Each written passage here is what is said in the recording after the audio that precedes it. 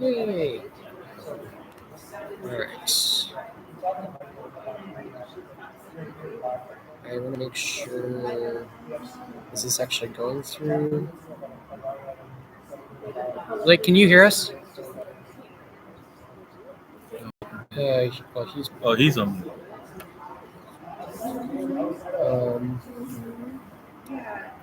Are you able to hear us?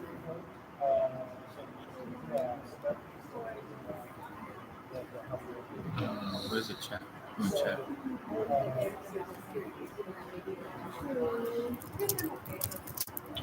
Yes, I can hear you. Okay, perfect. Great. Awesome. Can you hear me? You can hear you, yes. Great. It looks freezing cold. Rocky's wearing the. Oh, I see the eyes on me. I'm like, that means the eyes on me too? Oh. So Do you want to?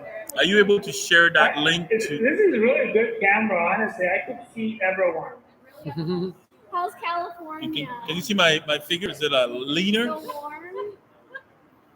You look amazing. Excellent. It takes away 20 pounds. Do you mind sharing the link with Nicole? Sure. And then can we take a copy of this and let's send it to the entire LSC, please? Because Adolfo and Lindsay might. Oh yeah, here. Who should I? Here. Should I send it to them individually? So.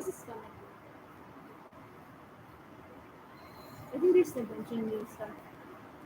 Do you feel like that? Do you feel like some new viruses are now? Like late winter something? I don't know. Here's the code. Big meet.google.com/ or BIQ. Yeah.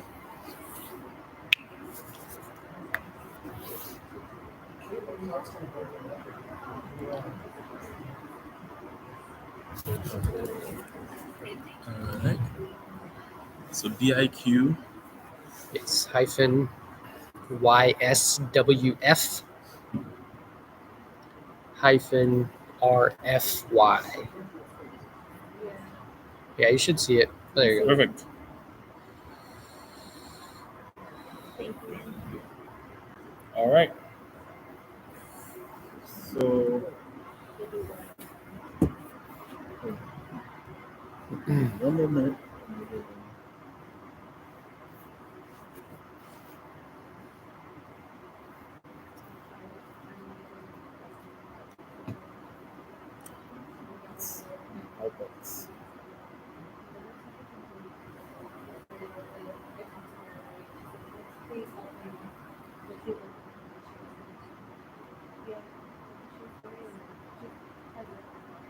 All right.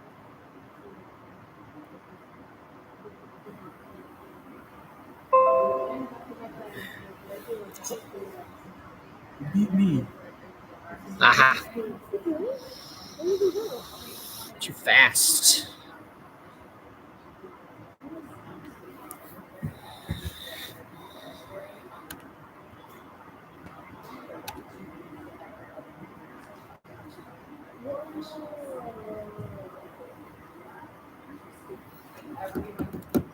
I'm gonna try closing these doors and see if that. Okay, perfect.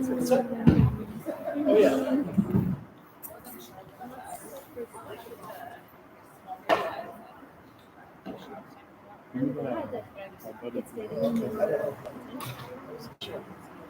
Oh. All right.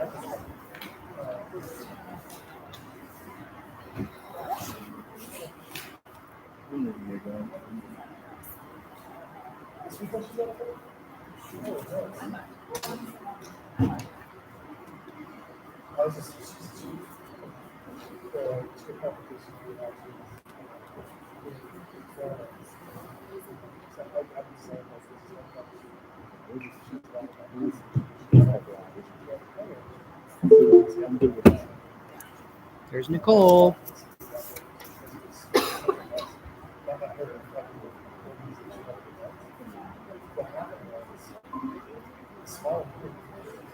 Hi, Nicole.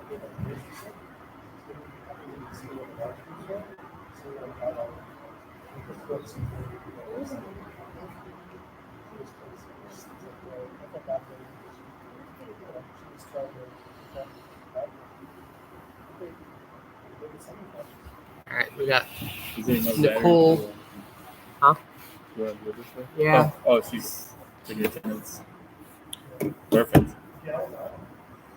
All right. I think we're good. Well, welcome everyone, and thank you again for joining our call to our meeting today. This is the local school council regular meeting. I'm Matthew Kwame, and before we get going, I'd like to go ahead and read our norm. So throughout this meeting, we'd like to be active, engaged, contributing participant by sharing our perspective and actively listening to others. We'll be flexible and respectful of others' time and decisions.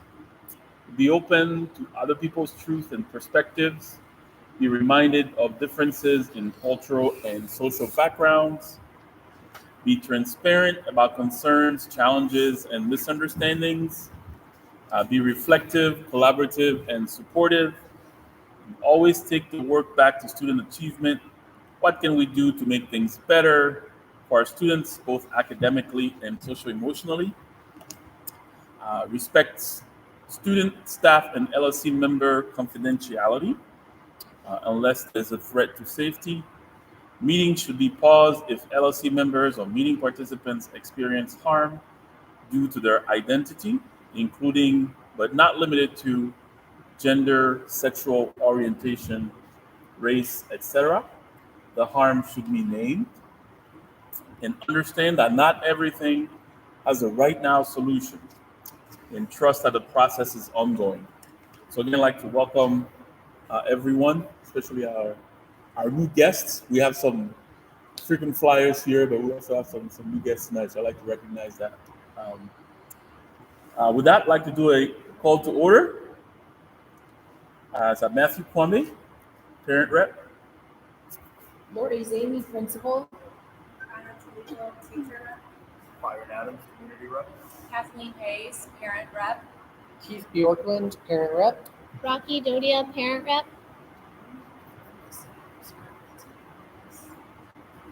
Nicole. Go ahead, Nicole.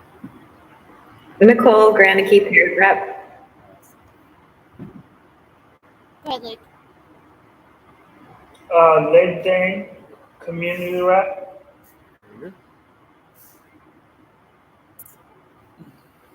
Lindsay. Is Lindsay calling in? We don't know. So she was gonna try, so I just went ahead and sent. So if she joins, we'll figure it out. So since this is a nice and cozy meeting, because of that noise, do you guys mind just kind of like joining us here around the table? Like, because otherwise, I don't mind screaming, but I just I don't want people to just let's get some cheers. We don't get a vote. You want to take this? We got an extra one over there. I could barely There's hear one. what's going on with that. I know, right? So excellent. Is the owl working? Good idea. Yeah. We'll step on it and unplug it. We'll see where I can mess it up. I know where to find you. All right.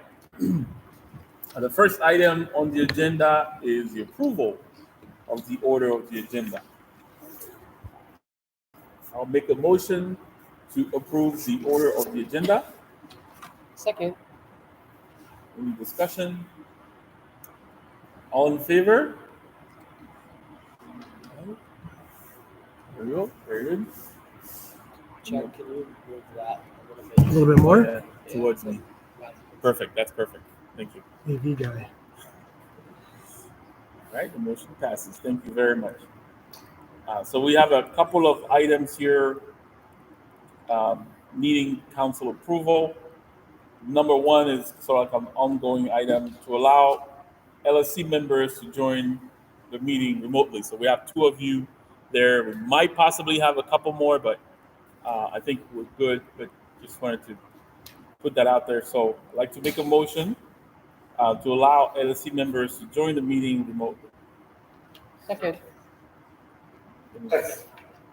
Any discussion? It'd be funny if you second that. All in favor? Okay, very good. Thank you very much. Next item, approval of the minutes from our January 18th regular meeting minutes. Araki, thank you so much for sending those. So I'd like to make a motion to approve the minutes from our regular meeting that was held on January 18th. Second. Thank you, Byron. All in favor? Give it the leader. Very good. Thank you. Any discussion? Anyone opposed? Thank you. Next, our student representative. So we'll have that. I'll put a note there so we can have a conversation about that. But it doesn't look like it's gonna pan out this time. No, the student is in an after-school activity Right. that goes until I think 6:30 or 7:30 on Thursdays. Okay. So their schedule had changed, so they're not going to be able to come in person. All right. Are they not going to be able to be the representative, or? So that was a conversation that I was asked. They don't want to resign. So I need to do a follow. How can they fulfill if they can't be here? I mean, it's not necessarily a resignation. I mean, at this point in time, technically, because they've missed 3 regular meetings, there are no that the council actually can move ahead with removing them from the meeting. But we'd like to find a solution that works for everyone. So maybe we can talk about it, and I'll put that into one of the items to discuss. So maybe we can talk about that. We would love student representation. All right, so jumping into principal report. All right. So again, I won't read everything, but I will talk to a couple of things that are highlighted that I wanted to highlight. Teachers continue to analyze tasks that they are creating as grade level teams with a focus on rigor. We have dug a little bit deeper in our work with differentiation and anchored some of our work in terms of identifying strategies for differentiation with a book I call called Joyful Learning, which focuses on differentiation of process, product, content, but incorporating movement in the classroom as well. Teachers have been working on their peer observations, where they've been able to self-select teachers to go into and observe, and on the February 9th PD Day had an opportunity to discuss what they observed with a focus on priority 1, rigorous tasks. During the Pierce Send partnership meeting took place last week, and Send teachers came to Pierce and engaged in professional learning related to global contexts within the MYP, and then visited middle school classrooms. And then Pierce teachers will go to Send at the next meeting and do another round of observations in Send high school classrooms. During the February 9th PD Day, we did a progress update on the school improvement plan, along with STAR data review, debriefing peer observations, and then Lurie's hospital staff was here to do a gender inclusion workshop for all of our staff members. And then art teachers also attended a Facing History session with a focus on legacy art projects that was held at Bell School. So they're looking at ways that they can develop this idea of a legacy project at Pierce annually with our 8th grade students. I had shared with the council at the last meeting that I had put in a request for special ed classroom assistants. 2 of the 3 positions that were requested were granted. One of those positions has a candidate identified, and they're going through the staffing process. And then the other position A candidate was identified, but they declined the position, and so I have additional interviews next week. Ms. Park is working to get a GSA started for 3rd through 8th grade students. And then members of the Student Voice Committee attended a district student voice training. And What is GSA? GSA is a gay straight alliance, but it may not be called that once it's actually formed. Thank you. So the student voice training from the district is helping our teachers think about how to develop a PD plan and create increase opportunities for teachers to increase student voice in the classroom, as well as supporting us at the administrative level and thinking about ways that we can increase student voice school-wide, since student voice is one of our priority areas. Student council is getting off the ground. Jacob Rivera is supporting 3rd and 4th grades. Amber Mikowski and Gabby Moncher are leading 5th and 6th, and Francisco Alvarez and Grace Sloan are leading 7th and 8th.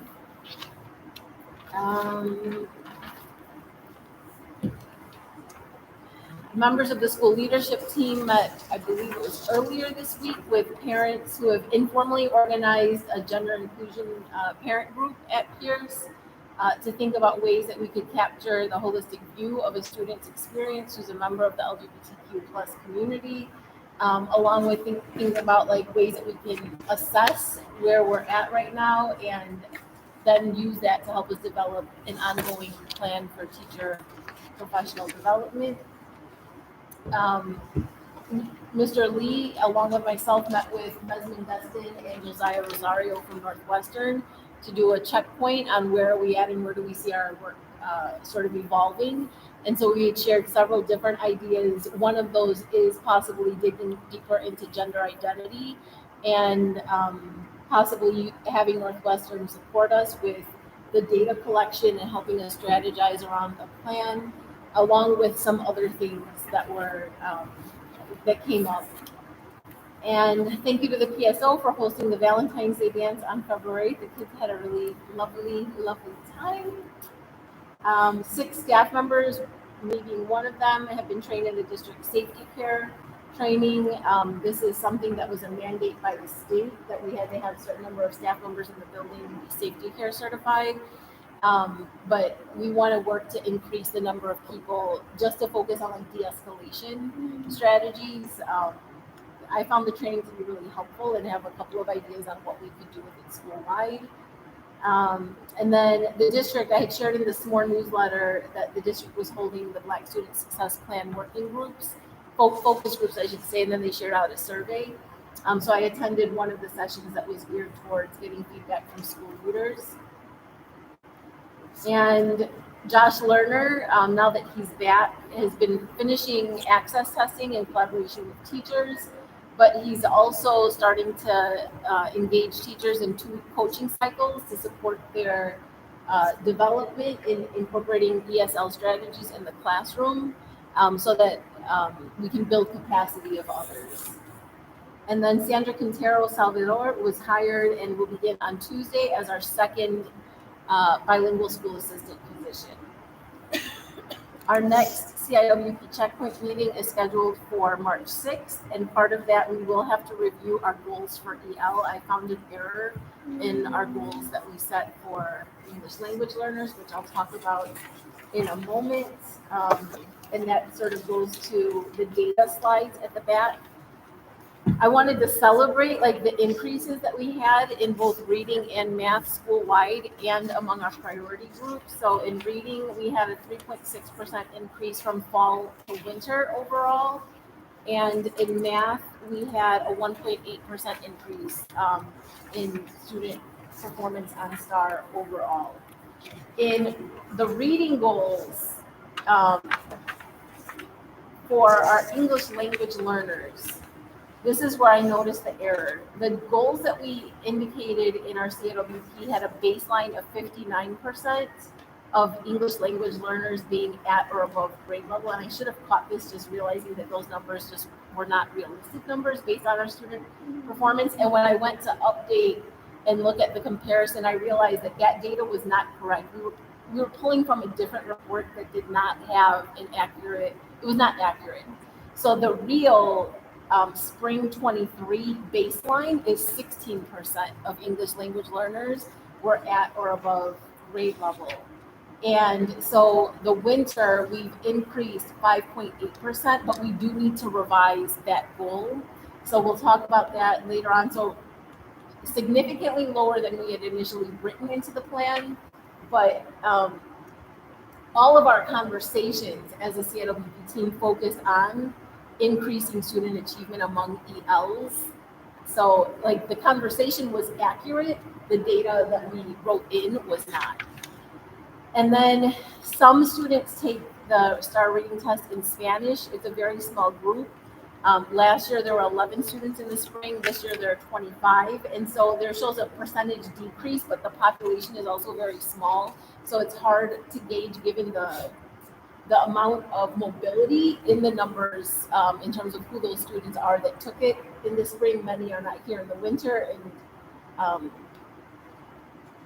I think that's something that we need to pay attention to, but I think we'll see maybe greater fluctuation in the Spanish component. Our African American reading percentage increased by 5%, which is 1.4% greater than our overall for the school. So we saw greater increase among English language learners and African American students compared to overall increases as the school. And then in math, we saw a 5% increase, which is also a little bit more than 2 times the growth that we saw overall as a school. And in our English language learners in math increased 13%. So we've already met some of our EOI goals. So we'll have to look at where are we at the end of the year and where do we need to adjust some of our goals for next school year. So the CIWP team will continue to monitor this and then report back to the council so that we can, sort of like measure where we're at and where do we need to continue to adjust. That's the beauty of it being a working document. Any questions? Is the safety training, I have this old copy of this letter that went out to parents and guardians almost a year ago about the behavioral interventions, physical restraints, timeouts, and momentary physical intervention for students' policies, very long policy name. Is that what that's pertaining to? Okay, Yeah, so the city was out of compliance with the state, and so now I think 100% of schools are in compliance, but they have to have a very rigorous action plan.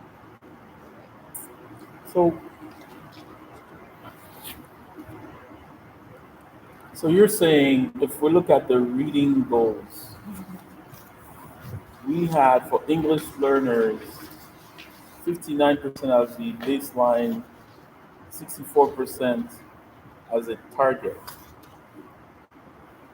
But then you say we need to revise the goal. Yeah, because the baseline was inaccurate. The baseline is actually 16%. For English learners. Yes. So where it says 59 up here, that should say 16. Correct. It does down here. Correct. And the 82, okay, got it. We were not measuring the Spanish within that, like from the Spanish STAR reading. But that's a conversation that the team needs to discuss. Is do we want to like bring both of those numbers together?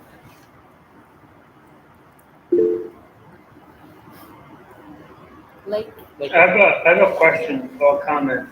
These are great numbers in terms of improvement. I'm wondering, can we point to concrete actions that are repeatable to essentially make sure that these numbers can continue? I'm interested in learning more about that. Yeah. Particularly, what did we do over the summer? Because it looks like it went from the winter and fall, or I'm just interested in the concrete action that were done so we can repeat those or add to those. Yeah, so we have our school improvement plan, which was designed to target these numbers. Increasing the learning communities in 5th through 8th grade and restructuring that, a focus on rigorous differentiated tasks was another one. The branching minds and creating intervention plans for students. was another like huge lift for us. Some of it, so this is where having that EOI data is going to be key, because sometimes now that we are doing this test, multiple testing cycles, some of the increase could just be from familiarity with the platform, and that's what we want to rule out. So looking at long-term data is key. So the norming of like ongoing testing cycles, we now have kindergarten through second grade included in the data that we did not have prior. In the spring, it was just third through eighth grade, but that's we're looking at fall. We can see that the numbers are still very similar with K2 and with 3-8. And so I think we want to like stay the course with our school improvement plan and the action steps that we've outlined there, see where we're at EOI, and are we continuing to see significant increases? Then that's telling us that our school improvement plan is having a positive impact on student achievement. If we're seeing a flat line of data, then we need to look at, where are we missing the mark, or where do we need to like further dig into? Great, yeah, thanks so much for that. The reason I'm asking is typically in a large data set, there will be 20% of action that lead to 80% of the result. So that's why I was asking if, let's say we deploy 6 activities or 7 or 10 over the next year or so, if we could isolate, maybe it's just these 3 activities, then we could adjust our resourcing accordingly. Yeah. So I appreciate that, but these numbers are good. Yeah. But these show the percentage of students who are at or above the benchmark. On STAR. Yep. I'm forgetting. STAR is the how is it? What are the basics about it? I know it's a standardized test. It's a benchmark test Okay. that we give 3 times a year that is aligned to the Common Core, Okay. reading and math standards. And teachers get reports and data that they can then use to create small group instruction. And there will be activities and like things that are recommended that they can also do with students. Okay. Is it multiple choice or essay or both? It's multiple choice. We used to have NWK and app. Yes. Yes. Okay. But I've heard the tests are They're very apples different. or They're not very apples different. and apples. So for reading goals, One more go ahead. Well, one more comment, and I will mute myself, is I would love to learn more about what are we doing during the summer in terms of continuing these games, because just from experience, and I've heard this particularly coming out of COVID, right? A lot of kids, particularly in areas where they might not have access to additional resourcing, there's a lot of loss that happen over the summer. So I want us to maintain these gains throughout the summer. So happy to talk more about that. But So once we get budget, we'll be able to determine what programs we can offer. In the last couple of years, the district has given us a summer allocation in our school's budget, and we've been able to create programs for preview to pre-K, kickoff to kindergarten, to do those like transition programs. We've also had summer programming specific for English language learners. And then we've offered like a free summer camp that's not a full day. It's like 4 to 5 hours a day, where there's a combination of some academics along with some like sports or arts activities. So we have run programming over the summer historically. okay, and I would love to look into how we can partner with the public libraries. For example, I signed up my family. We all have library cards now, and a lot of fun activities in addition to obviously reading, computer. So even I would love to maybe host a day at the library and read, do other things like that, where we can maintain this progress over the summer. So do not do all kids not take the same tests? Now they do. Kindergarten through 8th. So I guess what I meant was, if I look at the English learner numbers or scores, like for example, winter of 2024, start reading English. 27 out of 124 took it. 124 kids took the reading test, but 139 took the math test. Where are you seeing that? So you're looking If I look at winter 24, 21.8%, it's the ratio of 27 over 124. So Yeah. that means 124 took the reading test. I flip the page, I go to math, Yeah. English learners, winter 24, 32.4%. 139 students took that. So there's 15 people that took the math test, didn't take the reading Right. test. Right. You know why? Is it possible that many kids were absent the next day? No, we have like a makeup testing window, so we'd have to see which kids did not take it and why. And those ratios are tighter when we look at Spanish, Yes. but Yes. for English, it's like Yeah. Yeah. it's 15 kids. Yeah.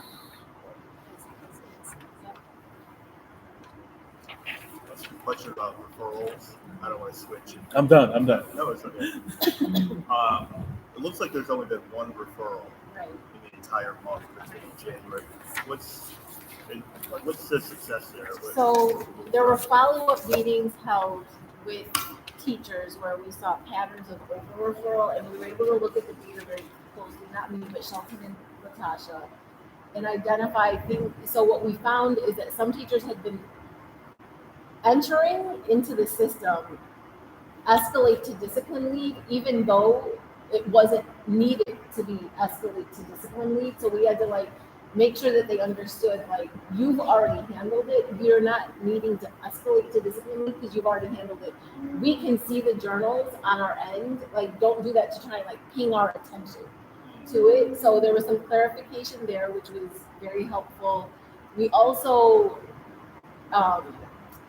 Shelton, along with Ms. Randall, had worked on a behavioral matrix that showed these are behaviors that are all classroom managed. These are behaviors that you should log for gain support, for discipline lead support. And I think having that clarification just sort of like normed has also helped for teachers. But the question, To see the improvement. yeah, so the question that I have, I haven't been like in the building consistently this week. So when I looked at that, I like checked in with Latasha and Shelton to see is this accurate. But I asked I asked Latasha to follow up with Shelton to make sure that people aren't sending kids to him and then not logging it, because I don't want that to be happening. So we also want to confirm that people aren't just sort of like circumventing the system. I don't think that's the case, but we'll see. There was also fewer days from last month to this month compared to like the last update was for 2 months. And so this was only a 1 month update as well with fewer days of school. We're off Monday. I'm sorry, I didn't mean that to come out like weird. Sorry. I have a question, but if anybody else has other behavior, ones we're referring to referral, go ahead. I was going to change it up. Well, I just have one general question. You're addressing it slightly, but in a meta way, is there an auditing of how all of this referral stuff is happening to help prevent any circumventing or oversight of the... Yeah, that's the conversation with Shelton to make sure that people aren't just sending him Shelton. What we do know is that he does a lot of things proactively, and so his work is he knows that these are like 5 kids that he needs to do an intentional check-in with, and he'll do that. And so, like that we know happens. So trying to like work on things on the front end versus on the back end. So that's where that follow-up. I'm waiting for an answer on that. Okay, so what I was going to mention was that for student voice, is that what I'm thinking of? Student council. I found out that for the third, fourth graders, the time that they meet is during recess. It's once a week during recess, and that is a problem because it sounds like a small thing, but recess is it's such an important piece I of thought they were well-being. meeting during lunch. No, the paper said recess. Okay. During lunch? Okay, maybe I just misidentified because I really tried hard to get my son to do it, and then he's like, it's during recess, and then I read it, and it did say during recess, and I reached out to Mr. Rivera to be first just to express gratitude for even taking this on, but also just to let them know that recess for so many kids is just so restorative. It sounds like it's during No, lunch. I thought it was during lunch because of that reason. So Okay. I can also touch base with Okay. him to see if that's. Yeah, I'll touch base. So this is Okay. student voice or student council? Student council, sorry, not student voice. So about that, are all the grades that have effectively have a student council, or like how does that work? Because I know there were supposed to be some kind of election, and then Yeah. we have a seventh grader that came home and said they got canceled. Yeah. It's not happening. Yeah, 3rd through 8th all has one. The committee was looking at the number of kids that expressed interest. So 3rd and 4th, they didn't want to do elections. So it's any kid that was interested can join. 5th, 6th, there was enough interest. Kids wanted elections when we initially did this. But what the teachers, based on feedback from students last year, is that they found a lot of the kids were not running because they were concerned about the election part of it. And so they wanted to ensure that kids still participated. So they eliminated election in 3rd and 4th because of also the maturity and the development at that age. 5th and 6th, there was still an election and an interest in doing that, along with enough kids, and the interest was there to keep it election based. 7th and 8th, there was not enough interest. So they just basically have opened it up to whoever wants to participate to come. But there would have been an election otherwise. Makes sense. Are you're talking about student voice or Student council. Student council. And those are different things. Student voice committee and student council. Yeah, student council is an umbrella of student voice. Affinity groups is an umbrella is a group under the umbrella of student voice.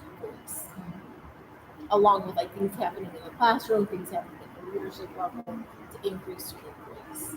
The LSC student rep would be one arm of that as well. I had a comment too, just about student voice. I'm just really heartened to see the work that's been done under that pillar. Is that what we call it? The CIWP. I wonder if there's, and this may be premature considering that we're just getting off the ground with this work under the CIWP, but in thinking about, for example, the tragedy that happened over by Sen, I wonder if, I guess this is a multi-pronged question.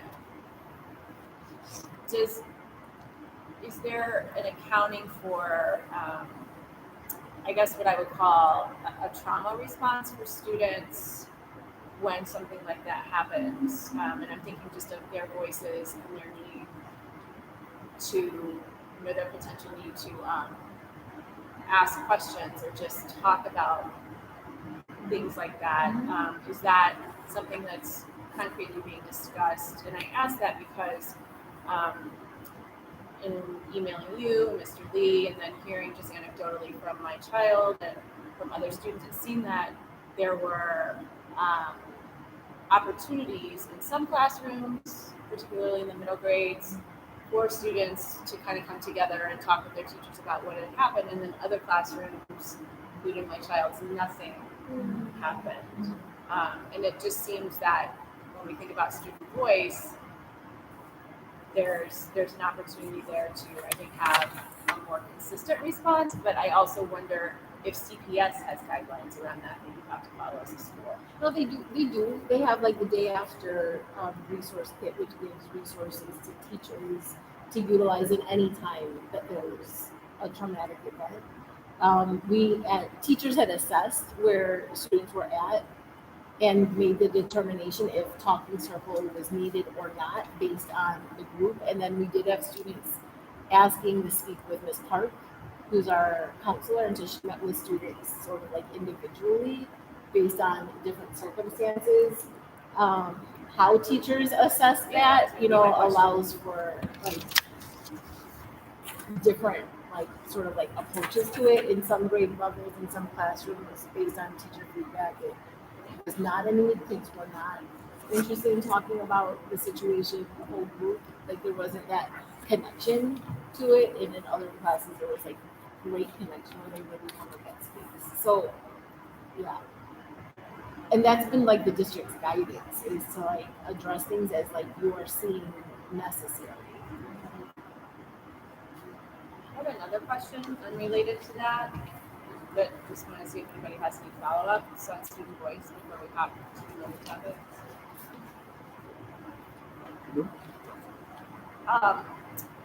I also love the ongoing partnership with Northwestern and the work that Josiah has done. I don't think I've ever understood the goals of that partnership as you articulate, or as you together with them articulate them. Okay. What's the question? What are the goals? What are the hope for outcomes of that partnership? So the goals for this year has been to support teacher or staff member training and development to get affinity spaces working. So this year the focus has been affinity space. That I knew, but I think, is there a backstory that you could nutshell about how that partnership came to be? Yeah, that partnership, I mean, that's a long Easy story. question for So that partnership started, I think, 8 years ago. Oh, okay. So Yeah, and it started with like Northwestern being interested in middle school students and thinking about like the high school, elementary school mentoring connection and wanting to do a research pilot that then evolved into digging deeper into understanding students' relationship to self along to relationship to the greater community in terms of like their own personal identities. Which then led to the focus groups that were affinity based of Black students, Latinx students, along with staff members and families, and then recommendations made where it was then we were shifting into the affinity space. Gotcha. Okay. Thank you for that. I just always been wondering and had someone from another school ask me about it, and I wasn't able to articulate to them, well, this is sort of what the umbrella goals are. So. Yeah, and it's evolving. So then like we continue to like touch base and see where we at, where do we want to continue to like grow, and how might Northwestern support the school along with like where they're at in terms of what they're researching with their school. Do you know if they're publishing research that comes out of the partnership? They are. And so they're in the process of putting together a paper that would be collaborative with Northwestern, with Josiah, parents, and school staff members. And Josiah presented his research at the ERA conference last year. Right, yes. And he had shared that research to the broader community as well. Great, thank you. I have a question about the language line. That seems cool. So that's like what's available in hospitals where you can call and have a translator? Is that, is how easily accessible is that? Is that just like 24 hours a day. And who has access to it? I guess? Currently, it's being done within case management and then by request from teachers. And what is case management involved? The meetings for IEPs and 504s. And then the teachers can request it. Yes. That's cool. What's an allergen drill? So there's an annual drill where we have to look at if there is an allergic reaction in a given space in the school, how do we then respond as staff to that? Sometimes Evacuate? there's like And maybe, an actual depends on. bag that the teacher has, like the EpiPen and students' name on it, all that sort of thing. Got it. Could you repeat the percentage growth in the reading and math scores? Rocky can hear you. Oh, I just wanted to make sure I documented the percentage of growth in the STAR middle of the year. Reading overall was 3.6%. Among African American students was 5%. Among English language learners was 5.8. And then in math overall was 1.8. African American students in math was 5%, and then ELs in math was 13%.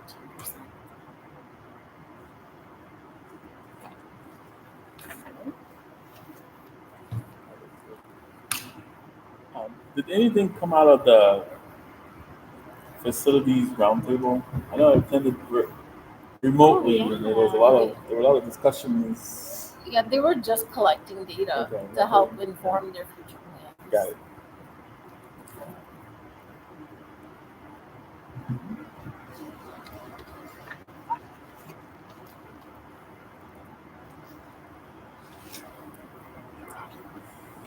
Any other questions?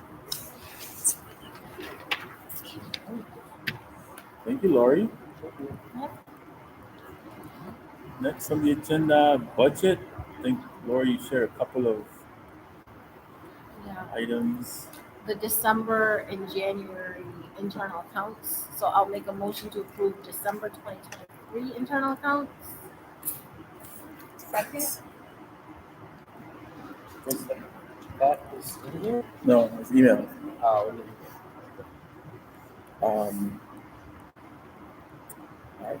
Any discussion? All in favor? And then I'll make a motion to approve the January 2024 internal accounts. A second. oh, did we get their vote? Oh, We'll do it again. One more time. Like and Nicole, did you guys vote on the approval of December 2023? Yes, my hand is still up. We can see it. Nicole, are you there?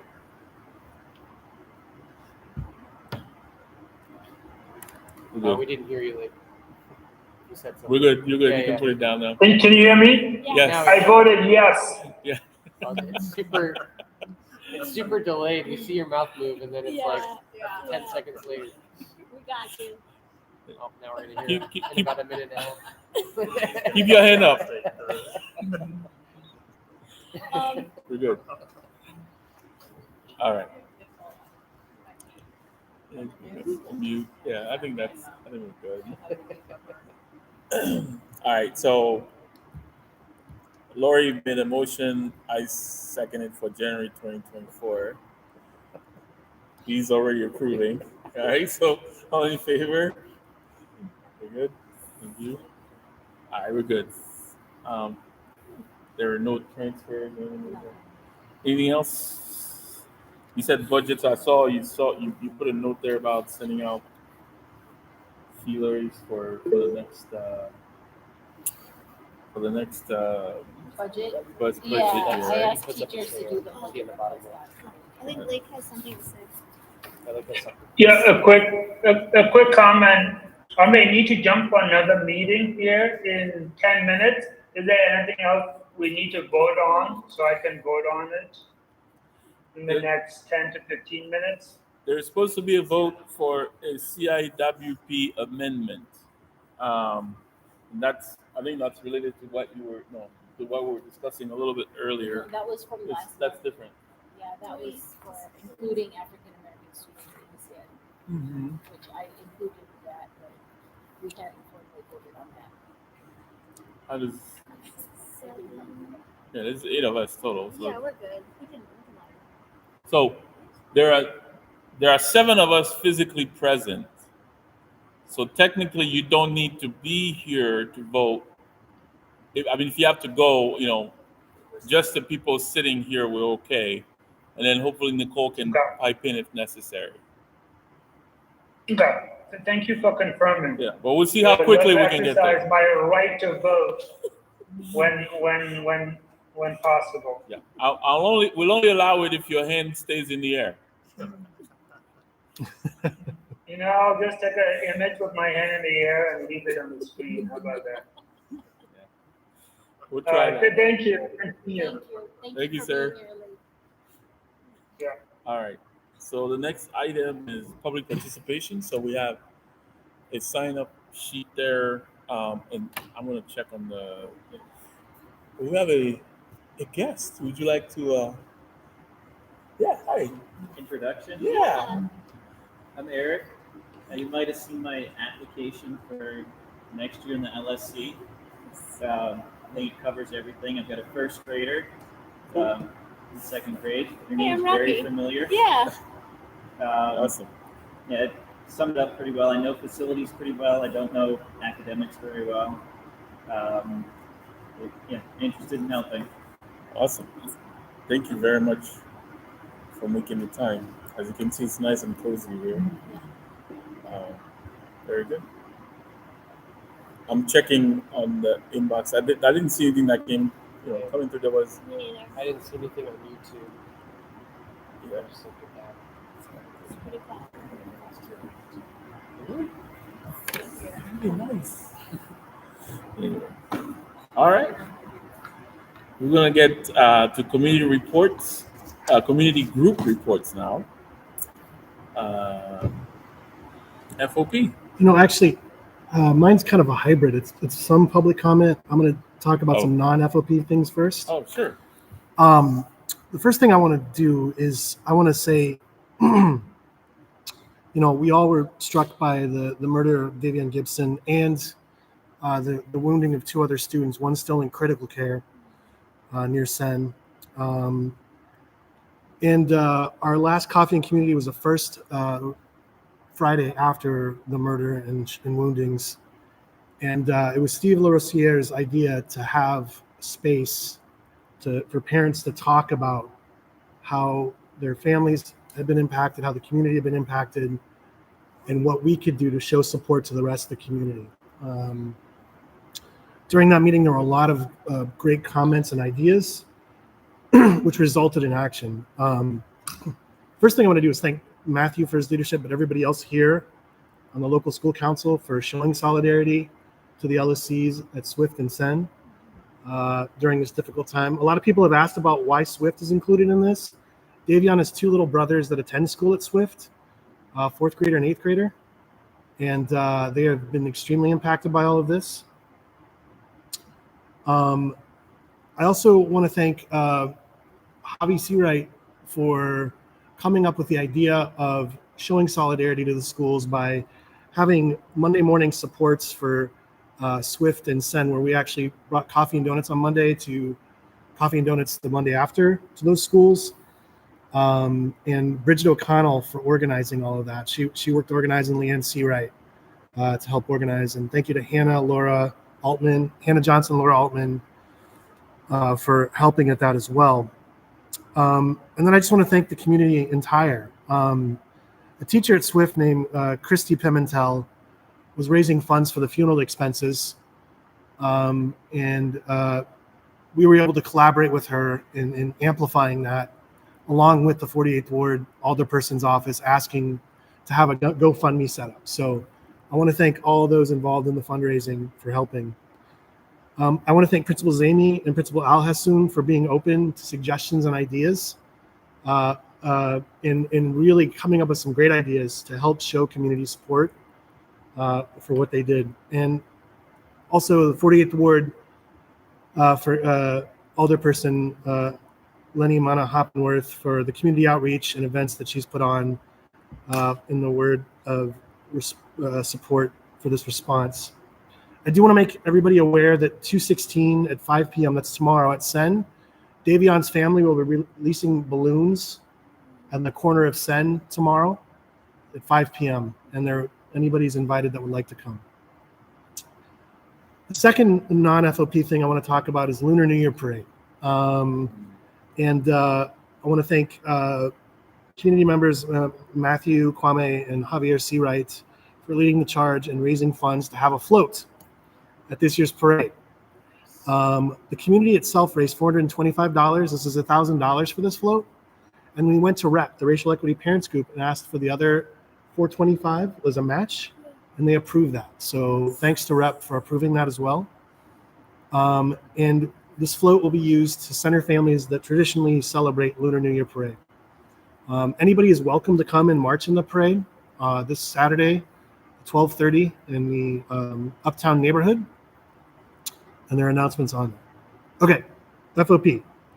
Can I just say thank you for all that you've done to help also like coordinate and bring together, the communities. I think I've heard FOP talk in the past about wanting to do more outreach to like other schools, and I think this is a beautiful example of what that looks like in a very genuine way. So thank you. Thanks.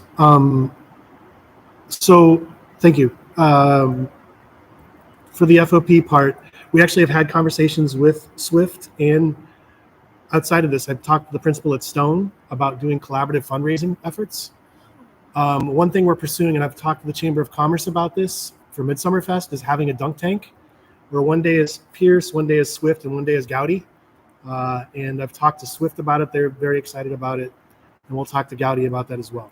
So that's one of the things that's a little bit of light in this horrific situation. So I am, we had a couple fundraisers. We had the grade-specific fundraiser for first graders. It was called Forts at Filament Theater, where kids could build forts. We're trying targeted fundraising with grade levels. And this was very successful. We raised $1,000 in one day, right, for first graders. So we want to do more events like the Red Line VR place. It's now called, I think it's called Raven's Room now. We're doing game days there, doing Dice Dojo. It's a game day, grade specific. That way getting kids together who are friends doing something. PXM, Steve had a fundraiser there at 121. It did really well. I think it was, I don't remember the amount, I'm sorry, but that happened. A babysitting night, we made a lot of money on the 26th. 223, I am in charge of Kids Night Out. We're having the Kids Night Out Olympics, or No Olympics. Essentially, we're going to have kids broken up into different countries, right? They will design a flag based on two colors their country gets. They'll also bring a white T-shirt so they can decorate it with the two colors. We'll have pizza and a parade in here, and then we'll do 4 or 5 different games where kids can wear medals, essentially luggage tags that Lauren gave us because they were supplemental stuff in the closet. And I've got gold, silver, and bronze markers where I'm going to outline them to make them look like medals. I'm getting 8th graders with the help of Rebecca Rad. She's getting 8th graders for me to be the coaches for the countries. And then we'll get some adults to be judges and help facilitate the activities. So very excited about trying this out, feeling extremely overwhelmed by what I got myself into. We'll see where it goes. New swag shop on Bonfire. I'm sorry, I'm taking a lot of time. We have a new swag shop on Bonfire. It's a really great experience. Fred Sasaki's led the charge with Nok Sangdi. She's done designs for us. We have this thing now where we have different colors of the fonts and also different T-shirt colors. So, and you have 9 options per item. So it's really a lot of different options that you have for that. And we've also approved an honorarium of $250 for an artist named Chema Scandal, who does zine work and a number of amazing pieces of art. And he's going to design a special shirt as a part of an initiative to include more diverse voices in our fundraising efforts. And then on 4/19, Panther Ball, our first gala type event. So be on the lookout for announcements. We're going to have early bird tickets going on sale soon. And we're talking about how best to address ticketing for teachers, what we can do to make it easier for teachers to have tickets. So that's something we're looking at. We're looking for wine donations from families for what we call our wine pull, where we can raffle off bottles of wine. And we're also looking for silent auction donations as well. We've had a couple parents step in for that. And also it's going to be held at Artifact on Ravenswood. That's where it's going to be. We're expecting about 250 people But if we get more than that, we have space to go up to 650. I don't know. So I mentioned we're connecting with other schools for collaborative fundraising, and be on the lookout for more community-focused events with Hopleaf. Michael's been under the weather, so hopefully we'll be able to connect with him shortly to do some more of the event where we do cakes for kids, but also our peer stay at Hopleaf, which everybody loves, as well as donations for the Panther Ball. Any questions? It was a lot, sorry. You said you needed wine donations. Is that for the gala? That is for the Panther Ball. Yeah, not personal. Okay. Yes. Yeah. This is really good for business. Thanks. Thanks, Chad. And like everyone said here, just thanks for your leadership and for helping in these troubled times, right? Like, I mean, it was really helpful, especially yesterday. We went to the just in solidarity. We went to the LSC meeting, and people were very thankful, and so that was great. So thank you for everything that you're doing here. PSO, Yeah. So as Amy mentioned, we had the Valentine's dance on Thursday, February 8th, and everything was free. The junior PSO had a lot of voice this year, and one of the things that they said, it was like kind of 50-50, that they wanted snacks and pizza, which we didn't have a budget for both. So we opened up a cheddar up to allow parents to donate money for pizza.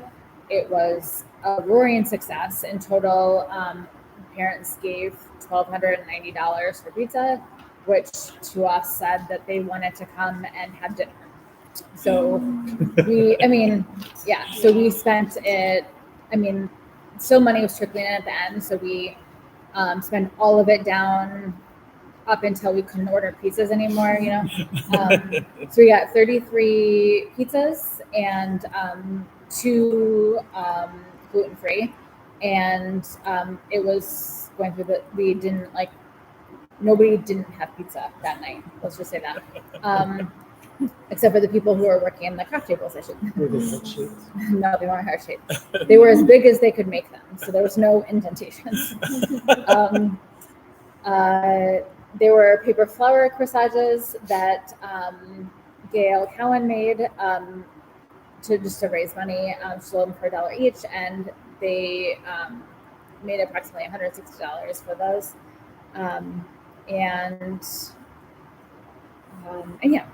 Upcoming events in March, we have the Parent Mixer on March 8th from 6 to 10.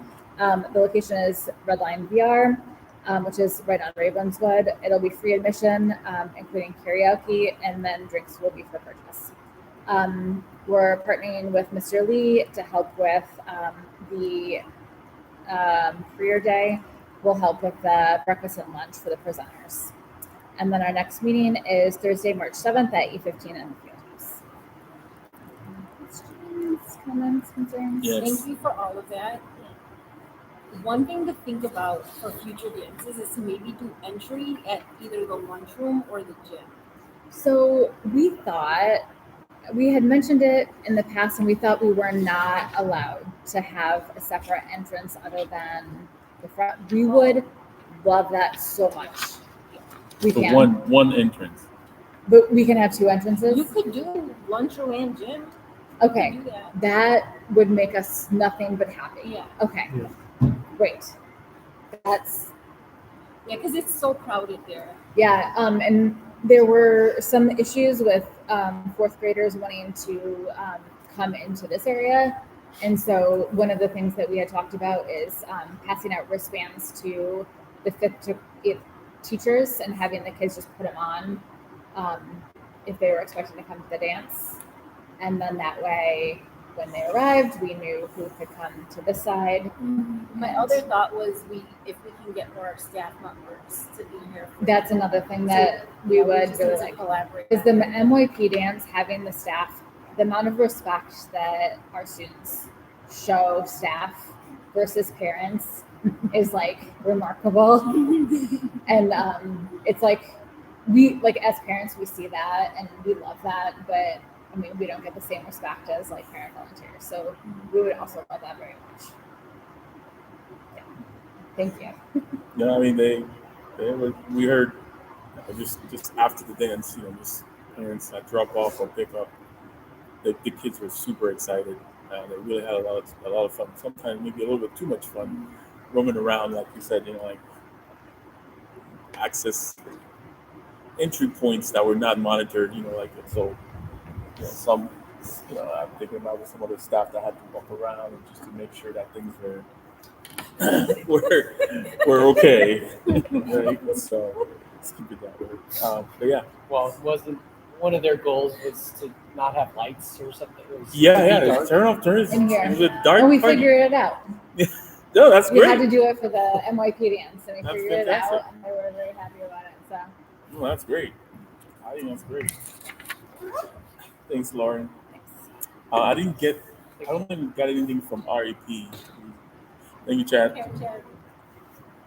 So, but I'd like to, again, as Chad mentioned, like to really extend our gratitude because they were able to match, the funds that we have raised so far for the float. So we're pretty happy about that. Next one, committee reports. Did they meet? I don't think well, no, they did meet. I don't think we got any communication. I checked on the inbox. Yeah. Got it. I know next Wednesday, Mr. Lerner, along with our bilingual school assistants, are hosting a newcomer family orientation after school for students who are newly arrived, so that the parents can be, better oriented to the school, the staff, how like different things work within peers, but then also in just like education in general in the U.S. So that's happening next Wednesday. When is this? Okay. Next Wednesday after school, and it's only being advertised to newcomers that are families. So there have been like phone calls that will be directly to those families. So it's next Wednesday, you said? Yeah, the 21st. Okay, got it.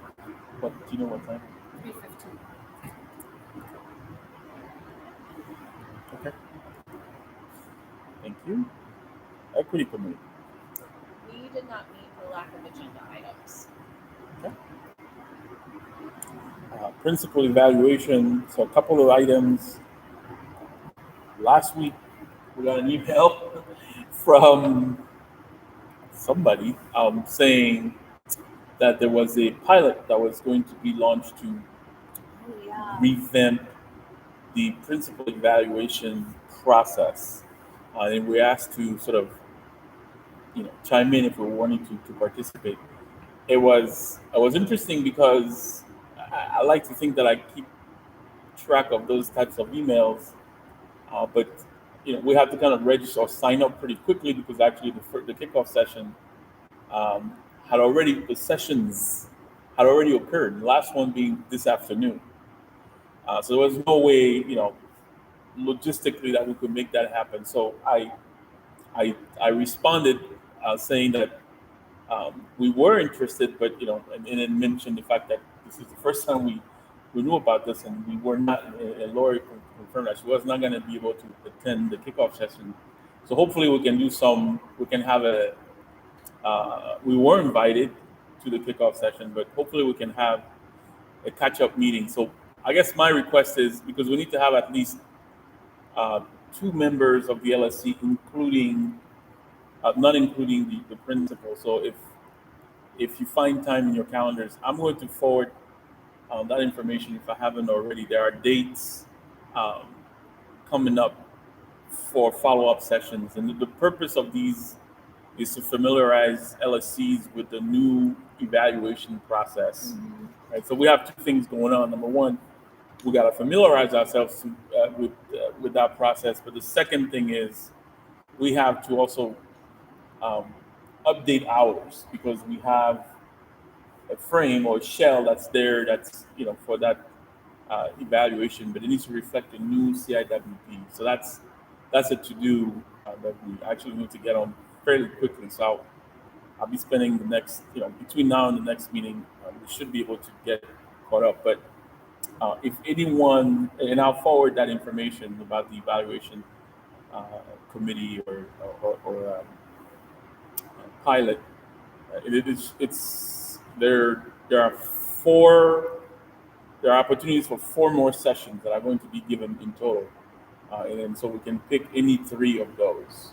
And then I'm not exactly sure what the content is, but I guess that's what the kickoff is for. So we'll follow up there and see if folks are interested. What I do know is that if you commit, like, we can't go interchangeably, meaning the same folks that volunteer need to go through the process from beginning to end, and it's through the month of May, I believe. So I'll follow up. I'll forward to the email that has those details in there, and hopefully we can do it. Again, it's not mandatory, but I thought it was interesting, just if only to understand what the new process is. Yeah, they're trying to be more intentional on supporting LSCs through the process also. Yeah, because that was my first thing, right? Like, we do this internally. We send out the survey and all that. We put together the answers and fill it out. Why isn't it like that for everyone? Like, we have to have our own process. It's just kind of what I was thinking. All right, moving on to other items. So, again, the standing item there, teachers representative vacancy. Work it out. Get to hang out with me. We'll hang out with you. Yeah. No one has shown interest. Okay. I'll keep asking around. So. Sounds good. Thank you so much. Thanks for continuing to do that. I know that's probably I know. not always the easiest thing. Yeah. Always learn something. Thank you. And then, so, I just put a standing item there for student representative. So, from a very selfish perspective, we really enjoyed that representation, up until, the last, the beginning of the new year. And so I'm trying to figure out, like, how can we brainstorm on making that happen? We have, for next LSC, there are 2 students who submitted applications. Okay. So some of it is that this is February. We've got 3 meetings left. Right. I think at this point it's probably going to be hard to fill it. Okay. But we have interest for the next cycle. So that's for student representative. It's separate and distinct from student council. Correct. Got it. Do you think anybody who signed up for the fall would be interested in So coming that is now? a possibility. That is a possibility. If only for even, like, what's it called, audit Yeah, purposes? just become familiar. Of the students. If they're current 6th graders, then no.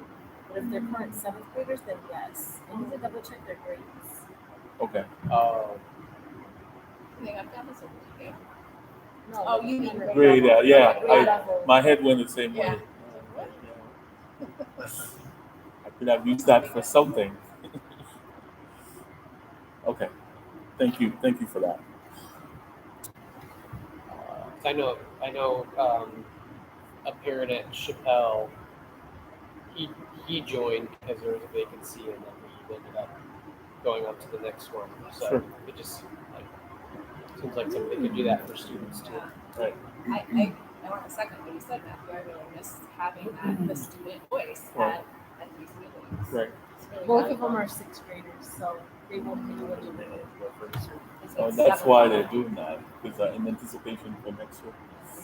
Okay. They're not eligible, This Until until next year. but they could audit and be They could. in the public. Participate. They Yeah. could. And I can And they can Nudge the talk at parents. public I can participation. tell both of them that they're welcome to start coming to get familiar later, Yeah. I'll do that. And that public participation is an opportunity Right. for them to give student voice. I mean, that would be Yeah.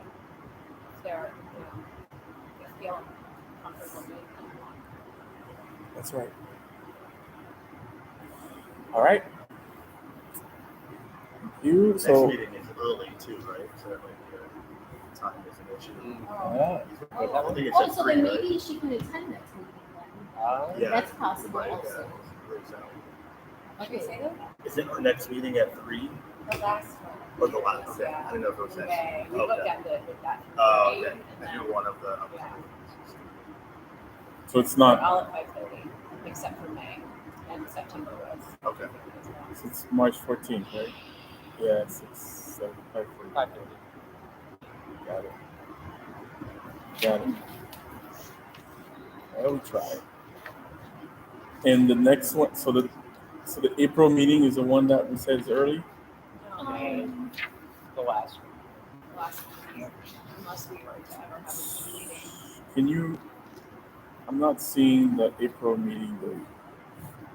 Is it I think 18th? it's, May 16th. Oh, May 16th is April, I think I have it on my calendar because I had to just look ahead and we saw it.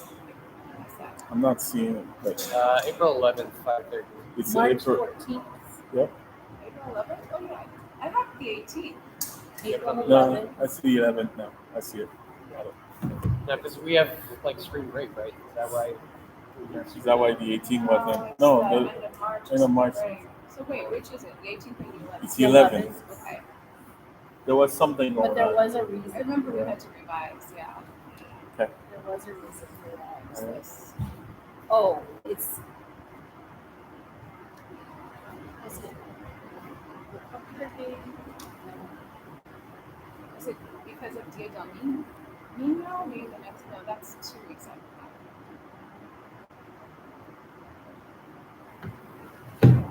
What do you?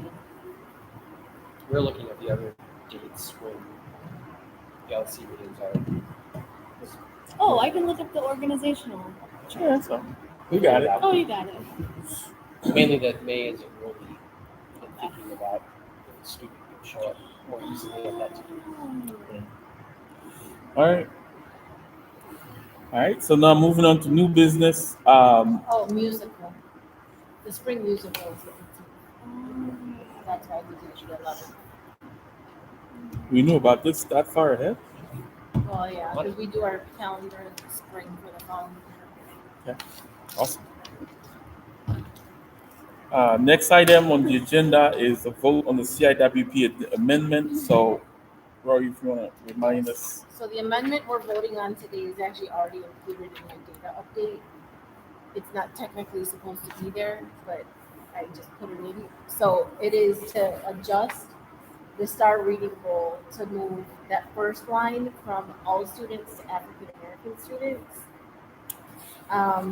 In reading with the baseline of 46% and the goals for school year 24 of 51%, school year 25, 56%, and school year 26, 61%. And then for math,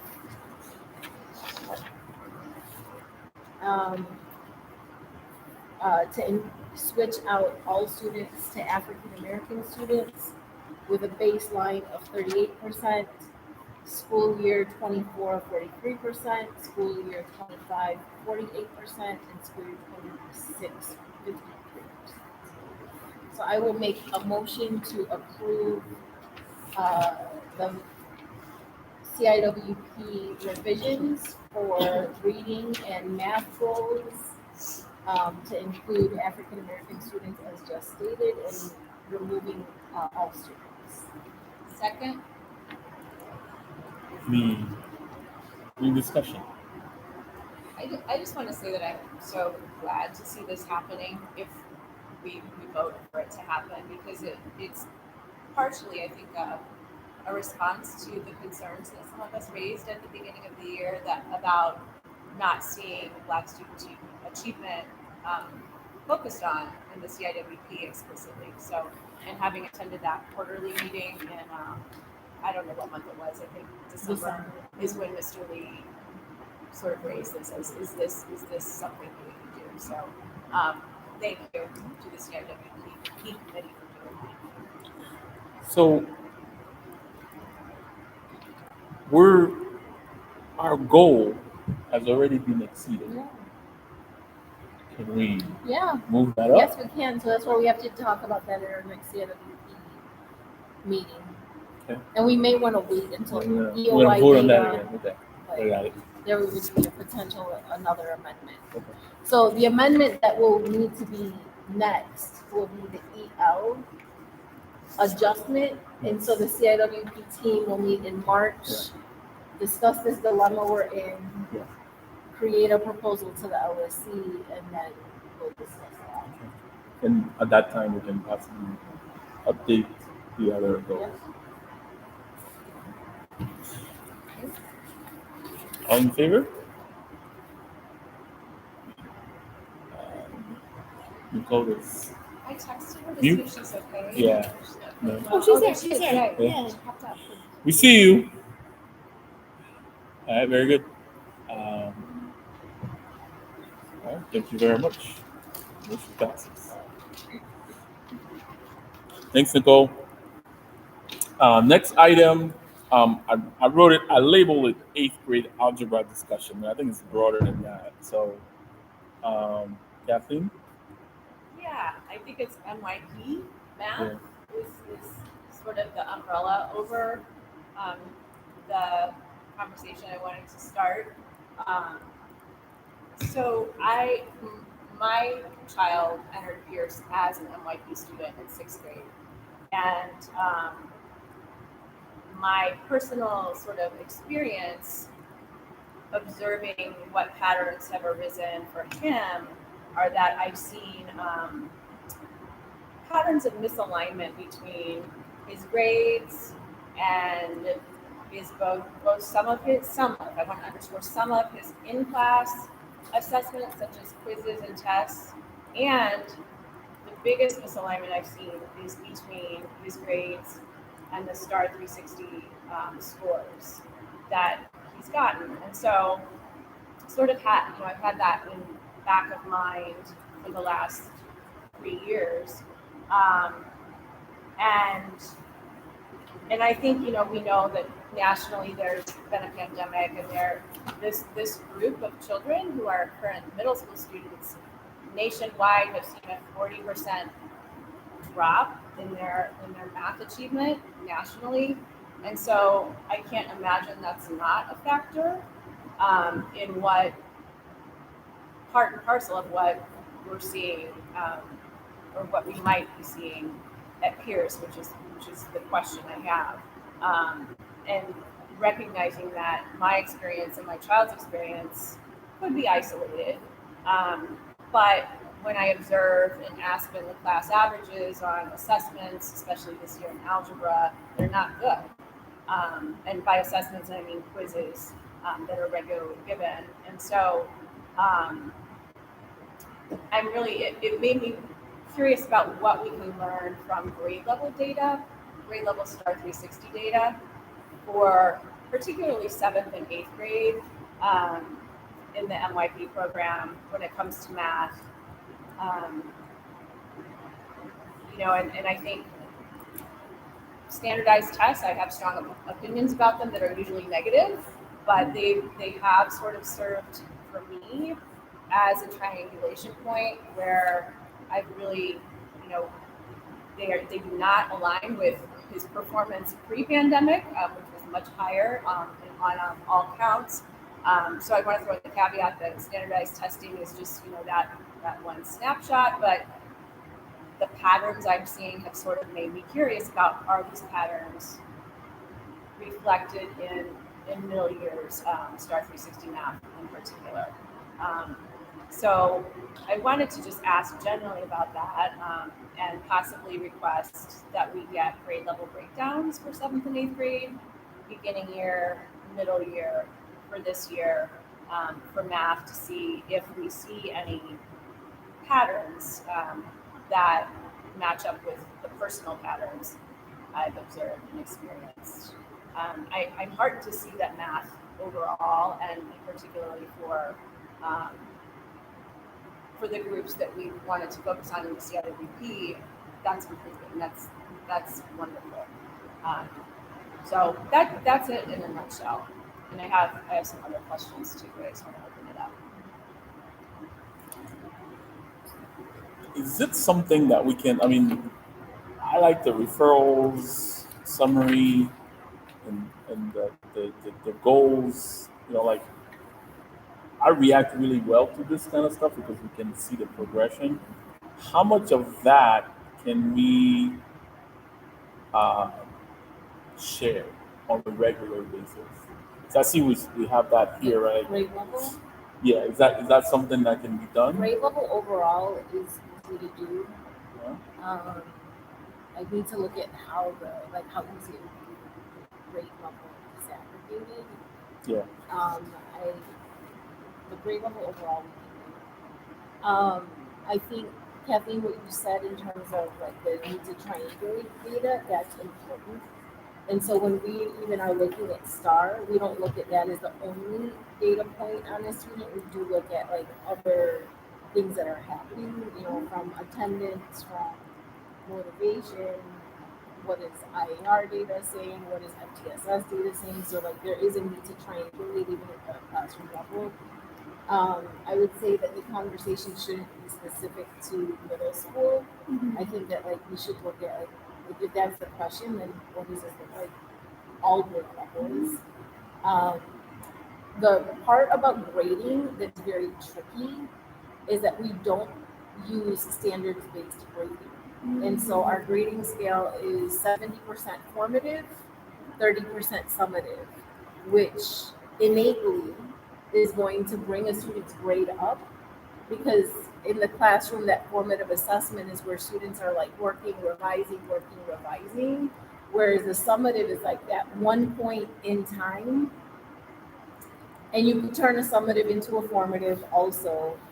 But so we see school-wide, like what one could consider inflated grades. Mm-hmm. So I don't think comparing grades to a standardized test is necessarily the best thing to do, but I think triangulating data and looking at what do we see in the classroom, what are we seeing on these standardized tests, and then like why is that happening? And for some kids, that's just unfortunately like how that's going to be. Like I know that personally, like my daughter tested better in one content area over another, but she does phenomenal like in the classroom and has a phenomenal GPA. So like I think it's needing to look at the whole picture of individual kids, but then necessary to look school-wide at Yeah, trying.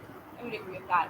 I think too that with particularly understanding that algebra nationally is sort of become positioned as this great equalizer for, some kids don't have access to algebra in 8th grade in CPS, for example, but there's been this push over the last 20 years to make that so nationally, and it seems like CPS is on that train.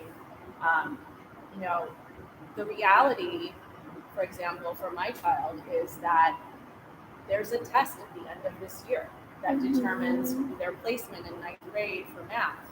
And that test doesn't care about his grades. And so there may be a repetition of algebra, for example. And so it kind of, I wanted to shine a spotlight on what that looks like for one kid and then how that might play out in terms of the educational inequities we see for subgroups such as, and I hate the word subgroup, it sounds like, I shouldn't even use that word, but for groups that are historically, that there's for whom there's a gap, Black students, Latinx students, students with IEPs, often we see this academic gap. So, I mean, it sounds like a dissertation, but I don't mean it to be. I think when we're looking at the CIWP and the priorities of differentiating and increasing rigor, it's one point that could shed light on gaps and if we don't see those, great. But then where those gaps are, how does the CIWP work? Is it supporting what needs to be supported. Can I ask a bigger picture question, which is revealing my ignorance? Does Pierce have a math coach? No, That's crazy. we don't have a reading coach either. Okay. And my second question is, what's the curriculum? And yeah, let's start with what's the curriculum? So we have Sansu math in the Okay. primary grades. And then in the middle grades, they're using the Skyline platform, that's which right. is Open Up is, I think, the base of that. Yeah. I'm going to attend a meeting next week with our middle school math teachers that would present, the district is working on an option to condense 7th and 8th grade standards in 6th and 7th grades so that algebra standards are taught solely in 8th grades. Right now, we had to do some like alignment of content. And so this would be like the curriculum that would do that for us. I also just want to clarify that Pierce's vision for algebra has never been that 100% of students pass the algebra exam. And so it's been access to algebra in 8th grade, knowing that some kids will choose to take the test and pass it, and some kids will choose to take the test and not pass it, and some kids will choose not to take the test. And so I think that maybe needs to be a little bit more widely shared with families. What we find is that kids having access to algebra in 8th grade is extremely beneficial, even if they don't pass the citywide algebra exam and they retake it the second year, because that retaking of it helps like solidify some of that content. What are the alternatives? It's advanced geometry or what The second level. for the second level. Okay. Yeah. I wonder though what that does psychologically to some Yeah, I was students, thinking the because same thing. there's all this talk about this test and how that. I mean, this is a rhetorical question, but is that beneficial for their confidence as math learners to be like, oh, my friend's going into geometry or whatever the next level is, but I'm repeating. That idea of repeating is something that's come up in our house as.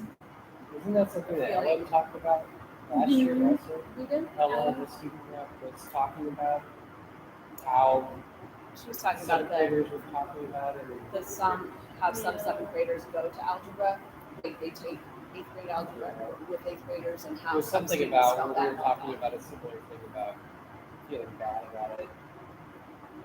It's because some kids going and some kids not. Yeah. What happened to the collaboration that we have with SEN? There was something going on with We used to have our students go to SEN once they pass. Too many kids? Or They had too many kids here passing the algebra exam, and then that essentially becoming a class at SEN, and them not being able to financially support that. Whereas it used to be like 6 or 7, now you're looking at a whole classroom, and so that's where we had to switch to the virtual academy for the geometry.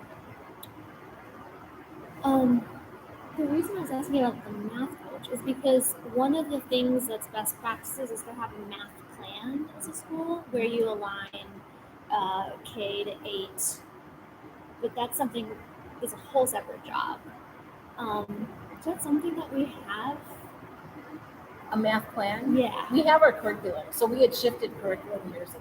Okay. So there's like additional conversations we need to have about curriculum, especially now that the district has Skyline. So we need to consider, do we move towards Skyline all grade levels? Okay. Do we continue with Sansu in the primary, Skyline Yeah. in the upper? So that's a conversation that needs to happen. But we did do that work prior. Okay. I just want to name just the system level issue we're dealing with. Like, this is a 1,000+ student school without, I feel like, very necessary instructional support people. So how much? I would love if we had a math coach. My former work was middle school math teacher, then math and science coach. So the curriculum, just to clarify, that I should be seeing should have seen last year and should be seeing this year's Skyline. At the September open house, there were about 4 curricula the algebra teacher Yeah, that that's correct. uses. That's correct. Is that Skyline or is that, I'm confused now. I don't even want to get into that right now. Okay.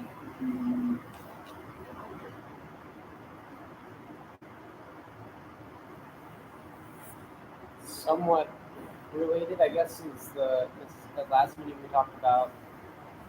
We're now up to 1,114 students, and CPS was talking about how they will evaluate the numbers for funding beyond just the 20th day.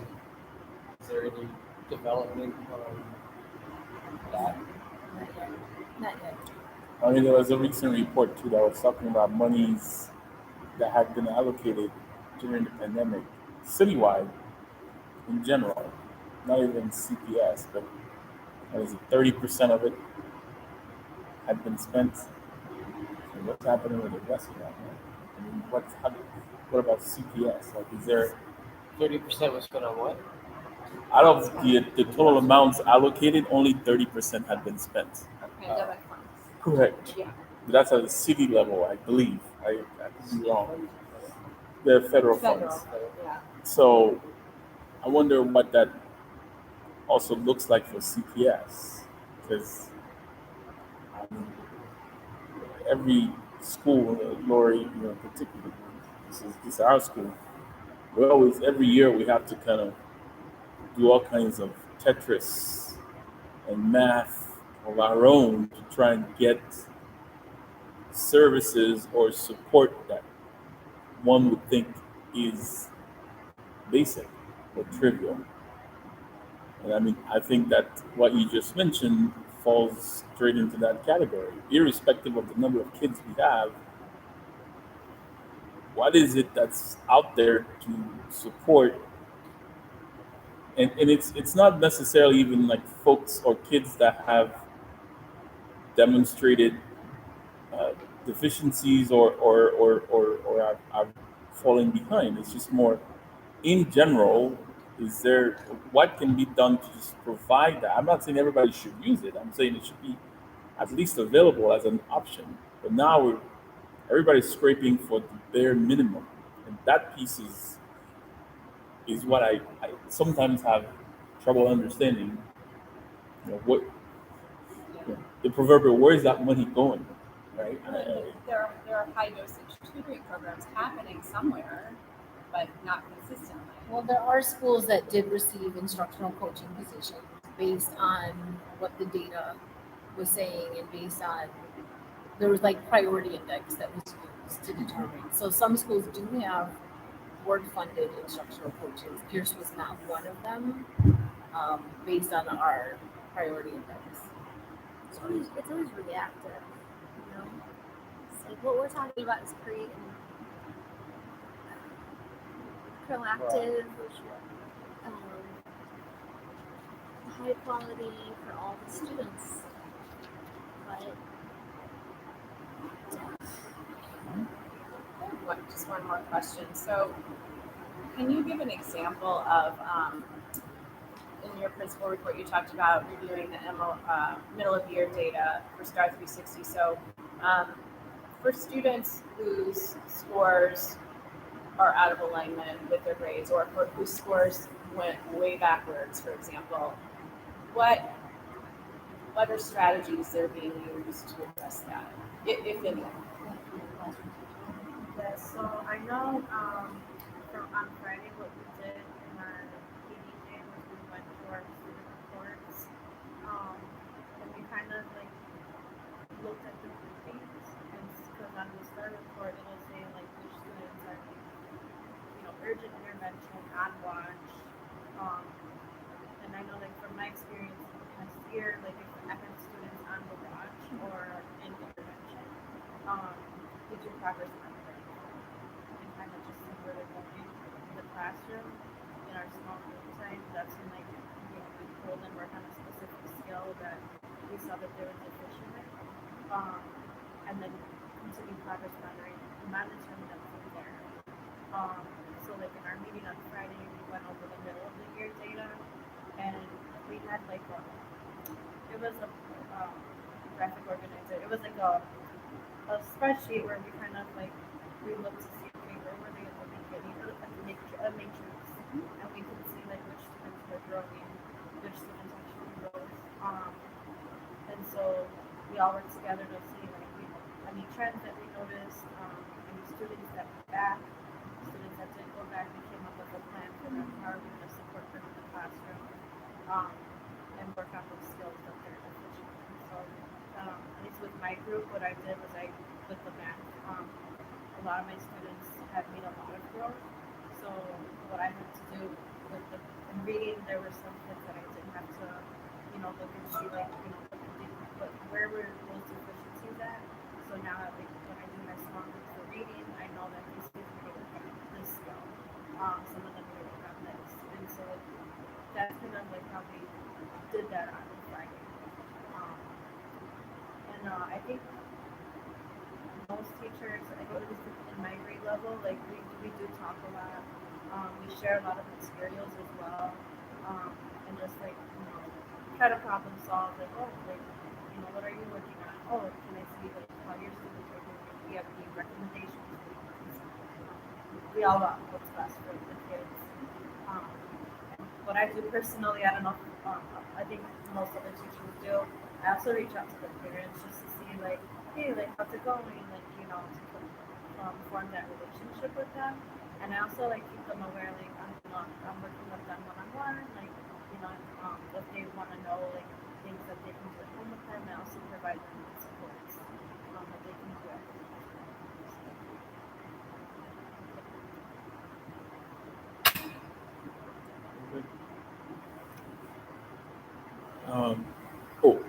So yesterday at the Sen LSC meeting, they were talking about setting up a pack. Parent advisory council? Yes. For what exactly? What's the acronym you're using? Just so So what is it stand for? Parent advisory council. Okay. So when a school receives Title I funds, you're supposed to have a parent advisory council. Okay. And we lost ours a couple of years ago, and there are some guidelines as to how there's some thresholds, the poverty level thresholds, and if we meet that threshold, then we can have one of those. And it basically is a stipend or funds that are set aside to help the school in whatever capacity, and it's run by parents.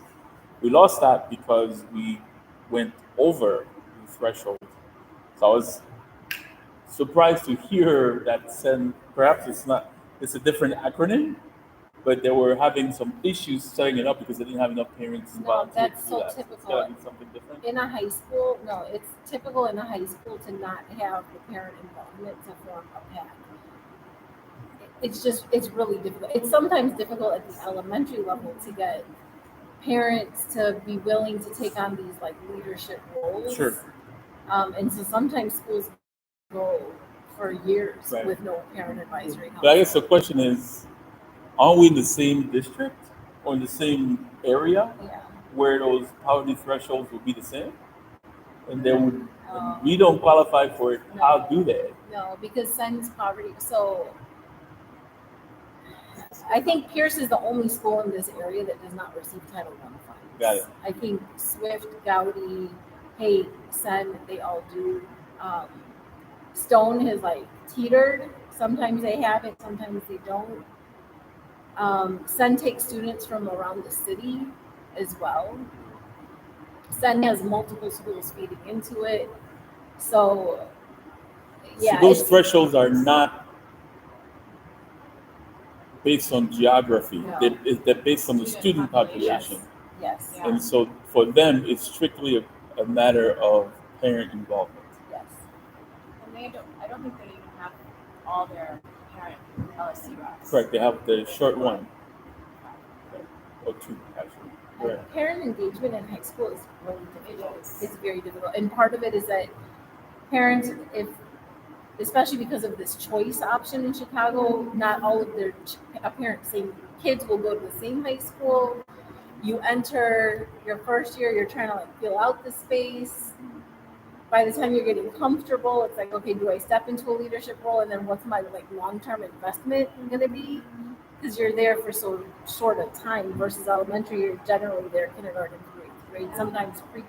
So the longevity is much greater. And What's also it? just thinking personally, the level of exhaustion with the system by the time you get to this point. Well, and also the kids are doing things on their own a little bit, Yeah. right? Like we're elementary school, there's a little bit more of a, lack of a better term, oversight, I guess. Like so we're, my attention in kindergarten was, much more heightened than it is now, even though I have a High schoolers are kindergarten. intimidating. Right. Even the 8th graders. I Well, love yeah, the them. kids are I gonna. love them. Yeah, oh, I yeah. get so intimidated. Good for you. So many. I Give me the freshmen. They are they're so great. I love Shaolin's friends. I love high school. Well, you keep it that way. They are still children, and we have to remember big bodies, but they're still children. All right. Well, thank you for that. I just wrote it down, and I was like, what's going on? Just also got the chance to meet with Mrs. Boatman. Great conversation. Former first parent. Right, that's right. She mentioned that she's the climate culture or culture climate person. I don't know which one comes first. At Sen. That's right. Great conversation with her. It's great. And so we were talking about. She said she owes you an email or something like that about whatever Yes. it is that she's. I would like to hire Sen students to work in our after school. That's right. That's right. She Yeah. mentioned that. Hiring kids. And so that's what sparked the conversation about student council, because like my 7th grader just talked about that and how it would be great, and there was conversation about maybe the SEND kids could do a little bit of coaching and things like that to the younger grades. I'll say my daughter's a senior, and she's loved her time at Sen. Sen has had a rough couple of years, but I asked Shaolin yesterday morning, I said, do you feel like you going to Sen was the right place for you? And she said, absolutely. She's very happy with like the decision to go on there and sit there. Every parent I know who's had children there or has children there, one is like a longtime friend of mine for 20 years, and her husband has really high expectations of schools. They loved it. They had an amazing experience. I have never heard a parent say a bad word about it, which is not common. When you're talking Yeah, about like schools. there was that conversation about SEN being an IB school, and the fact that we're sort of like a pipeline for SEN sort of gave the impression that it wasn't like a competitive program, right? Like I think at some point I did hear parents saying that their kids weren't accepted in the IB program at SEN, right? Like, so just because we had the chance to partner with them and have our kids have the option to go there without just a little bit more easily than other kids I get in other areas doesn't make it uh, that less competitive or quality education. I never got that impression. So You should see the friend I mentioned, just as an aside, her daughter wrote her IB essay for her English class as a senior on Sing, Unburied Sing by Jessamine Ward, which is a really complex novel. And I got to read it, and I was like, holy cow, I would not, as a student in high school, have been able to articulate what these teachers were asking the students to articulate. So, yeah. Daughter's a senior already? That's how you've been traveling. Going to college. She gone. College visit. Oh, yeah. I thought she was like a sophomore. I wish. all right, public participation. Sorry. Check again. Don't see anything. Nothing's pulling up there either. Announcements. So I'd like to reiterate I've been pestering this council for the past few months about a float Yes, I knew it. for I this knew it. I knew for it. this It's coming. happening. Yeah, You we're did doing a good it. job. We tried. So again, thanks. Lauren was really helpful in just giving us some pointers. Here are the people you need to reach out to. Who's decorating it? So it's a mix. So the person that has the float business, this is sort of like their low season. So they put us a little bit of a deal. It's a little more expensive than we're expecting, but less expensive in total, right? And they're gonna put in some decorations like Pierce colors and the Pierce name, and then the that's the thing that we try to do. Well, I mean, it's the it's a lunar year parade, so it's an Asian celebration. So the parents that celebrate, we try to reach out to them. Some of them are not interested, which is fine. But a few of them are going to meet around 11 o'clock to put more decorations on the float. We're trying to ask if the cheerleading team could go, but they couldn't make it. And then, so depending on how many people show up, the float can accommodate 20 to 30 kids, give or take. I think it's a weight thing. So yeah, it's a pretty big thing. So if we have overflow, they'll just march in front of the float, and then we're gonna have it or behind. I don't know how it works. Like it could be behind, could be in front of. Pickles is gonna be there. We were trying to figure out if we were gonna have like a costume of Pickles, but that was gonna be way too much. So like, okay, no, just show up. Thank you very much. And then yeah, so people are pretty excited. So we have. And we were very lucky to get matching funds. We have a couple of days to go. It's gonna happen. I feel like I'm not worried about that. Matthew was like in his sleep, having a parade. Yeah. So So now that you know how to do this, is version 2 going to be to help these other schools in the area get their floats? Well, I don't know. I want to put it in their face because last year, they had a float, and I was like, wait a minute, we need one. So there's talk about even possibly collaborating.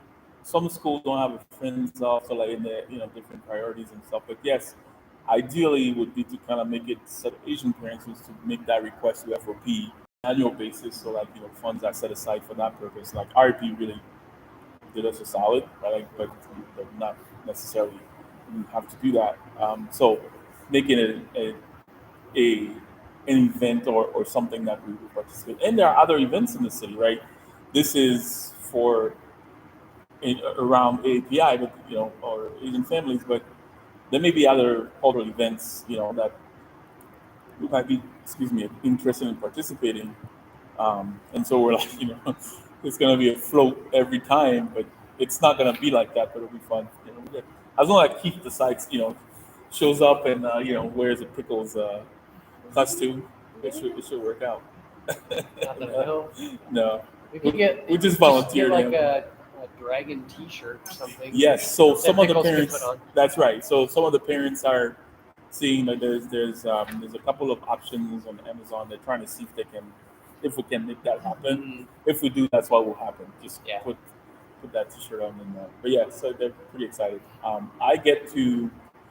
I have a. I'm worried. No, don't be worried. I have like a little PA, I got the inside on little megaphone. fireworks. You down? No, just kidding. But no, it'll be fun. We're pretty excited. I don't think the kids have any idea what to expect. We just, the parents are sort of keeping it, a little quiet, but it's just everybody's pretty excited. So we're hoping to get a good turnout. We'll put in another note. So we try to socialize it, just ask everyone. And so, yeah, it'll be great. It'll be great. It's gonna be awesome. Yeah. All right. Checking on norms. As usual, thanks everyone for your participation. I think